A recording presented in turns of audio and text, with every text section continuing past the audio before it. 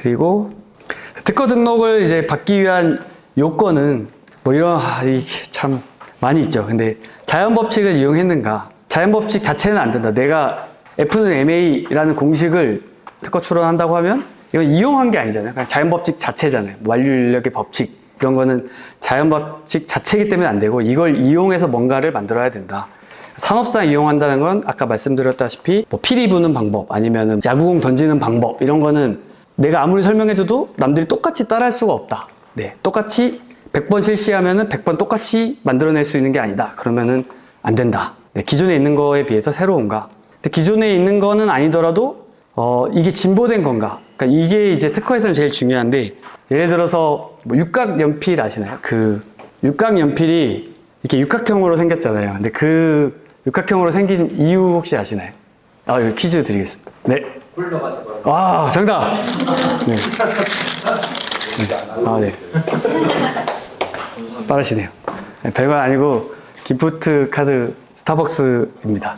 예전에 경기가 좋아서 제가 좀 많이 넣었는데 요즘 경기가 안 좋아서 금액이 좀 적게 있습니다. 네. 그래서 육각연필은 굴러가지 말라고 있는 거거든요. 그러니까 그럼 여기에서 만약에 특허를 받는다면 그 특허의 핵심은 뭘까요? 이게 각이 져 있다는 거겠죠. 그죠? 이게 특허의 핵심이겠죠. 그래서 누군가가 이거를 삼각형으로 만들면서 특허 출원을 한 거예요. 나도 특허 받고 싶어. 그럼 이게 기존에 육각연필이 있었는데 이거에 비해서 진보한가? 이렇게 생각을 해본 거예요. 진보하다는 거는 더 발전됐는가? 근데 이거는 단순한 변형이잖아요. 그러니까 기존에 있던 건 아니야. 삼각연필은 기존에 없었어. 근데 이게 육각연필에 비해서 어떤 기술적인 진보가 있는가? 근데 똑같은 거죠. 각이 져서 못 굴러가게 한다. 그렇기 때문에 그런 경우에는 기존에 삼각연필이 없었어도, 그러니까 새로워도 진보되지 않았으면은 특허가 등록받을 수 없다. 네, 그래서 네, 불특허 사유 뭐 이런 거는 뭐 국방에 관계된 거는 특허를 주지 않아요. 뭐 예를 들면 핵을 만드는 기술 이런 거는 특허를 누군가가 독점해 버리면 안 되겠죠. 왜냐면 나라에서는 저희는 전쟁 국가이기 때문에 언제든 전시에 그 기술을 써야 되는데 특허권자가 내 거니까 너 국가 쓰지 마 해버리면은 전시에 이거를 쓸 수가 없잖아요. 그래서 네, 국방상 발명이라든지 아니면은 의료 행위는 또 특허를 받을 수가 없어요. 예를 들면 뭐 수술 방법 같은 거 이런 거를 특허로 제한해버리면 사람의 목숨을 구해야 되는데 특허 침해할까봐 이거 그 수술 방법을 할 수가 없는 상황이 발생하겠죠. 수술 방법도 불특허 사유에 해당합니다. 하지만 수술 기구는 특허권의 대상이 됩니다. 네, 수술 방법은 안 되는데 수술 기구는 장치는 특허가 된다. 이렇게 아시면 될 것 같고. 네, 그리고 이거는 아까 그 설명서, 명세서라고 하는데 그 발명의 설명서가 잘 써져 있는가, 그러니까 누구나 이걸 보고 따라할 수 있는가, 다른 사람보다 먼저 출원하는가. 아까 말씀드렸다시피 우리나라는 선출원주의와 대비되는 게 선발명주의가 있는데 선발명주의는 먼저 발명한 사람한테 권리를 주겠다는 거고 선출원주의는 먼저 출원한 사람에게 권리를 주겠다. 근데 발명을 누가 먼저 했는지 입증하기가 되게 어렵잖아요. 그래서 우리나라는 무조건 먼저 낸 사람이 먼저 발명한 걸로 보고 그 사람에게 권리를 주겠다. 네, 이런 거를 채택하고 있습니다. 그래서 이 새로운 발명인가를 신규성이라고 하고 진보된 발명인가를 진보성이라고 하는데 이게 이제 특허에서 가장 중요한 요건이다 이렇게 생각하시면 될 것 같습니다. 그래서 어떤 걸 발명했을 때 기존에 없나? 하나, 기존에 없더라도 이게 기술적인 진보가 있는가? 하나, 이 두 가지를 생각하시면 될 것 같아요. 아까 그 불특허자에 말씀 네. 어떤 뭐 국방이나 이런 데서 특정 뭐 인물이나 기업이 독점을 하기가 위험하니까 그건 사용 안 할 수도 있습니다. 네네. 근데 만약에 그 특허를 내줄 때는 그렇게 될 수 있다는 걸 만약에 심사하는 사람이 모르고 있다가 네. 딱 내줬는데 알고 보니까 나중에 이 기술이 다른 기술이랑 만나서 네. 독점의 이유가 되는 그런 영향을 주게 되면 후에 특허를 제기할 수 있다. 네. 이걸 그래서 국방상 발명 그 법령에 그게 있어요. 이렇게 전시 상태나 아니면 뭐 국가가 어떤 위험에 있을 때 언제든 낸 특허권자의 허락, 원래는 모든 특허권은 허락이 있어야 쓸 수 있는 거잖아요. 내가 이거 쓰려면 허락을 맡아야 되는데 전시 상황이나 어떤 특정 상황이 있을 때 국가는 언제든 특허권자의 허락 없이 이걸 실시할 수 있다라는 게 있어요. 그래서 이거를 원래는 허락을 받아야 되지만 국가에서는 이걸 허락받지 않고도 언제든 쓸 수 있다라고 해서 아까 말씀하신 그거를 보완할 수 있도록 해놓고 있습니다. 왜냐면 그 심사관도 사람이기 때문에 모든 경우에 컴퓨터처럼 정확하게 심사할 수 없어요. 그러니까 이게 새로운 줄 알았는데 알고 보니까 이거랑 똑같은 게 있을 수도 있고 이런 거를 보완하는 제도와 또 이제 무효를 시킬 수가 있거든요. 말씀드렸다시피 심사관은 사람이기 때문에 다 잡아낼 수가 없어요. 그래서 일단은 등록이 됐는데 누가 이의 제기를 안 한 이상에는 특허권이 유지가 되겠죠. 근데 경쟁 업체에서 내가 이걸 쓰고 싶어요. 실제로도 이렇게 실무에서는 많이 하는데 쓰고 싶은데 그러려면 얘 특허를 뭐 허락을 받거나 아니면 얘를 죽여야 되거든요, 특허를. 특허를 죽이는 방법 중에 하나가 심사관은 못 찾았지만 내가 찾아내는 거예요. 내가 이거랑 똑같은 게 과거에 있었다 라는 걸 찾아내서 이제 심판을 걸면은 이 특허를 무효로 만들 수가 있습니다. 출원을 하고 등록이 네. 되기까지 시간이 좀 걸린다고 네. 알고 있는데 만약에 출원 중인 그런 거에 대해서는 다른 사람이 그거를 뱉때 네. 뭔가 제가 가지고 있는 것들에 생기지 않은 건가요? 그 출원 시, 그러니까 보통 출원하고 등록까지 한 1년 6개월 정도 특허는 걸리거든요. 디자인권은 훨씬 빠르지만 1년 6개월 정도 걸리는데 뭐 빨리 신청하는 게 또 있어요. 그래서 우선심사라고 그렇게 해도 한 4개월 정도 걸려요. 근데 그 사이에 말씀하신 것처럼 누군가 따라 하거나 이렇게 할 수가 있는데 그런 경우에 어떤 제도를 두고 있냐면은 경고장을 보낼 수가 있어요. 그러니까 누가 따라하면 나 이거 출원 중에 있다 라고 보내놓으면은 이게 등록이 될 수도 있고 안 될 수도 있잖아요. 그래서 이 경고장을 보낸 경우에 한해서 등록했을 때부터 권리가 발생한 걸로 본다. 있으면 여기 출원을 하고 출원 여기 등록을 받는 거죠. 출원하고 등록을 받았는데 누군가 이때부터 막 쓰고 있는 거예요. 여기서 모방 하고 있으면 이때 경고장을 보내요. 경고장 보내면은 이 등록받을 때까지는 아무것도 사실 할 수가 없어요. 얘가 써도 내가 뭐라고 할 수가 없어요. 왜냐면 나도 등록받은 게 아니니까 아직 내 권리는 아니에요. 내 권리가 될 잠재력이 있는 거지. 그래서 이 경고장을 보낸 경우에 한해서 이 등록된 날로부터 이제 손해배상을 청구할 수가 있습니다. 이때 쓴 거에 대해서는 손해배상을 청구할 수 없는데 이때 쓴 거는 이제 손해배상을 청구할 수 있게 해놨습니다. 네. 그래서 무조건 출원을 먼저 하셔야 된다. 각인시켜 드리겠습니다. 네. 발명 출원. 네, 바로. 네. 그럼 출원 전 사용은 소급 적용이 안 되는 거예요? 당연히 안 되죠. 근데 만약에 이것도 문제가 있는 게 출원 전에 누가 사용을 하고 있잖아요. 자전거를 사용하고 있어요. 그러면은 내가 얘한테 주장을 한다는 건 내가 너 침해야라고 한다는 건 이게 어쨌든 똑같은 기술이 있다는 거잖아요. 근데 역설적으로 보면 그러면 나는 이미 있는 기술을 낸 거잖아요. 그래서 얘가 등록이 안 되겠죠. 이해 가시죠? 새롭고 신규, 진보 두 가지만 기억하시면 돼요. 신규하고 진보해야 되는데 이런 경우는 이제 신규하지 않겠죠. 그래서 그렇습니다. 네. 네. 특허 사유를 좋아하시는구나 다. 타 법령에 위반될 만한 사유가 있는 재판이 돼요. 자동차에 빛을 나게 해주는 뭐 그런 네. 물건이라고 하면 네. 그거 빛나는 것 때문에 번호판이 가려진다거나 아니요. 그러니까 특허권은 사실 다른 법령이랑은 별도라고 생각하시면 돼요. 그러니까 난 특허권은 있어. 근데 독점할 권리는 같지만 내가 이걸 썼어. 근데 이게 딴 거에 문제돼. 그건 그 법에 의해서 처벌을 받겠죠. 네. 근데 어쨌든 난 권리는 갖고 있어. 네. 그러니까 난 못 쓰게 하고 할 수 있고 나 혼자 쓸 수는 있는데 이걸 썼을 때 다른 법에 위반되면은 이제 그거. 그래서 어떻게 예시가 있을까요? 예시가 딱 떠오르진 않네요. 네. 그러면 썼을 때 문제가 되는 특허권 갖고 있는 건 문제가 안 돼요. 갖고 있는 건 문제가 안 되죠. 예를 들어 네. 우리나라에서 대마초를 필 수 있는 아. 특허를 받았어요. 한 가지, 네.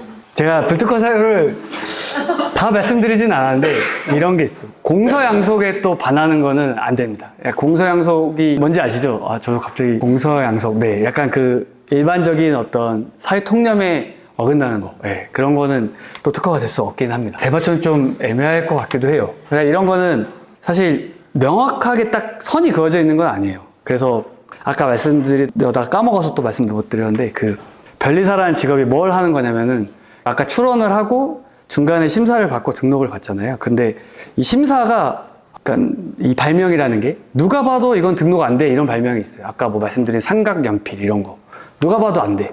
네. 그래서 반대로 누가 봐도 이거는 대단하다. 이거 무조건 등록돼. 근데 그 중간에 영역이 있겠죠. 그러니까 한 10%는 무조건 등록, 10%는 무조건 거절. 그리고 중간에 한 70%, 뭐 80% 정도가 그레이 영역이 있는데 그거를 등록으로 바꿔주는 게 이제 변리사의 역할이다 이렇게 생각하시면 될 것 같아요. 이게 변리사의 역량에 따라서 막 이것저것 다 끄집어 와서 내가 주장을 해서 등록을 받는 경우가 있고 또 변리사 역량이 부족하면은 받을 수 있는 것 같은데도 못 받을 수가 있거든요. 뭐 대마초도 저는 받을 수 있을 것 같아요. 네. 왜냐면 우리나라에서만 불법인 거니까 그죠? 네, 어쨌든 그렇습니다. 그래서 뭐 이런 절차가 있는데 이거 잘 안 보이시겠지만 제가 그걸 말씀드리겠습니다. 제가 이 강의 자료가 외장하드에 있었는데 몇 달 전에 외장하드가 튄다고 하죠. 튀어가지고 안에 있는 데이터가 다 날아가가지고 출력물밖에 제가 없는 거예요, 강의 자료가. 그래서 제가 급하게 다시 만들어서 굉장히 조악하다. 네, 이런. 제가 좀 디자인 하시는 분들이라 얼마나 이걸 보면서 이게 막 한숨을 많이 쉬실까. 막 글자체도 안 맞고. 그걸 좀 이해를 부탁드리겠습니다. 네. 그래서 특허 출원 이 과정을 보면은 이제 출원이라는 건 특허청에 제출하는 거. 참고로 특허청이 10월 1일 오늘부터 지식재산처로 승격됐습니다. 지식재산처, 그러니까 청보다 높은 게 처고, 처보다 높은 게 부거든요. 그래서 특허 출원, 근데 뭐 제가 이제 편의상 특허청이라고 말씀드리는 거다. 왜냐면 저는 특허청이 너무 입에 배가지고. 그래서 특허 출원을 이제 특허청에 하면은 뭐 심사를 하게 됩니다. 그래서 뭐 아까 얘기한 서지 사항이 잘 적혔는지 뭐 이런 걸 하고, 그 다음에 아까 말씀드렸다시피 공개한다. 공개라는 거는 그 특허청 어떤 웹사이트에 공개하는데 이거 뒤에서 어떻게 확인하는지도 알려드릴게요. 그래서 공개했으니까 공개를 대가로 이제 독점권을 주는 거니까 공개를 하고 제가 이제 심사해 주세요라고 청구하면은 심사를 하게 됩니다. 그래서 거절류 아까 말씀드린 뭐 불특허 사유라든지 뭐 신규 진보 이게 심사관이 발견을 하면은 이제 거절이 나오는 거고요. 이제 만약에 발견을 못하면 특허 결정이 되는 겁니다. 그래서 바로 거절하진 않고 일단 한번 거절을 하고 소명할 기회를 줘요. 이제 여기서 이제 변리사의 역량이 드러나는 거고, 이게 뭐 기존에 있는 거야 라고 했을 때 아니야 이거 기존에 있는 거랑 이런 게 달라 라고 주장하는 과정을 거쳐서 이게 심사관을 설득이 되면 다시 이제 특허 결정이 되는 거고, 설득이 만약에 안 되면 거절되고 끝나는 겁니다. 그러면 이게 거절되면 좀 최악인 게 내 발명은 공개했는데 특허는 못 받는 상황이 발생할 수가 있어요. 그래서 네, 변리사를 잘 만나서 꼭 이렇게 특허를 받으셔야 된다. 저를 홍보하는 건 아닙니다. 그러니까 저희 나라 이제 지식재산권이 어떻게 돌아가고 있느냐 보면 생각보다 싸움이 많다. 그러니까 뭐 2022년 자료긴 한데요. 심판이라고 해서 이 분쟁이죠. 분쟁이라는 게 얼마나 많이 있냐면 2019년에 12,000건, 2020년에 8,000건, 좀 줄고 있긴 하네요. 21년에는 7,000건이고 제가 24년 것도 오기 전에 찾아보고 왔는데 한 7,000건 정도 된다고 하더라고요. 그래서 분쟁이 많고, 그 다음에 오늘의 동지가 내일의 적이 될 수도 있다. 그러니까 이거는 뭐 사례를 좀 갖고 왔는데 버즈빌이랑 옐로우 모바일하고 분쟁이 있었어요. 그게 뭐냐면 리워드형 모바일 잠금 화면 광고 앱입니다. 예전에 이런 거 많이 하시지 않았나요? 핸드폰 잠금 화면에 이렇게 광고가 뜨는 거예요. 광고 떠서 내가 뭔가 액션을 취하면 그거에 따라서 리워드를 줘요. 뭐 그래서 리워드를 모으면 뭐 커피 하나 사 먹을 수 있고 뭐 이런 거거든요.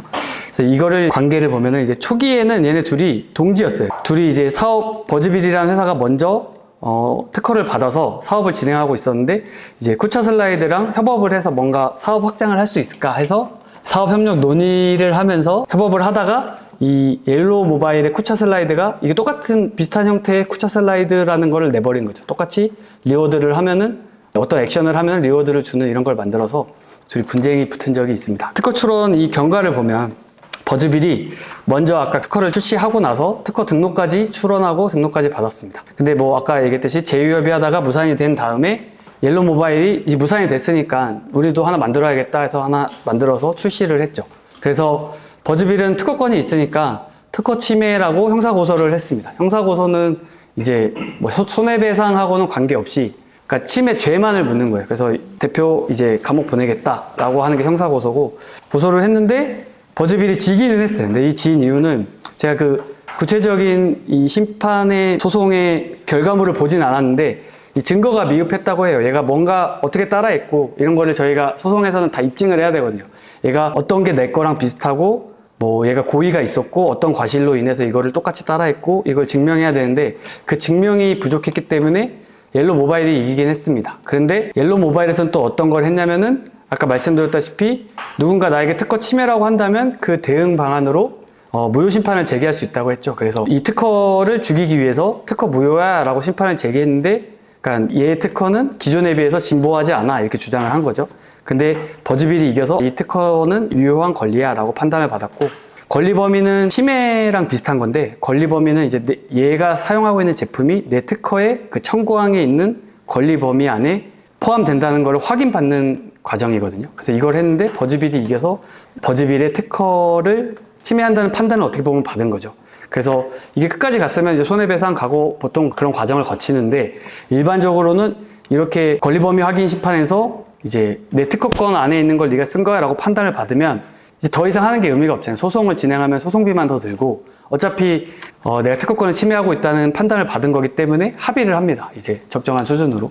그러니까 옐로우 모바일이 나 이거 안 쓸게. 그리고 플러스 뭐 손해배상 이만큼 해줄게. 그래서 합의하고 끝나는 경우가 많습니다. 누구도 믿으면 안 되고 특허 출원이 얘가 먼저 했기 때문에 얘가 이 권리를 유지하고 이 사업을 영위할 수가 있었겠죠. 그래서 출원이 중요하다 하는 거고, 미국 혹시 뭐 나중에 진출하실 계획이 있으시겠지만 네, 특허권이 훨씬 중요하다. SBM 사례인데 이 지폐 계수기라고 지폐 세는 그 기계 있잖아요. 은행에 가면 하나씩 있는. 이게 우리나라에서 이제 30% 이상 뭐 안팎의 영업이익률을 올리고 있었는데 이게 이제 미국에 진출해서 2007년이면은 아직 우리나라가 특허에 대해서 좀 무지할 때거든요. 중요성을 모를 때라서 미국에 그냥 아무것도 생각 안 하고 그 출원 이런 거 없이 진출을 한 거죠. 그랬더니 미국에 이 특허권자가 있었고 이런 비슷한 제품을 파는 특허 침해 소송을 당해서 패소 확정되고 배상금을 1,300만 달러, 한 150억 정도 되나요?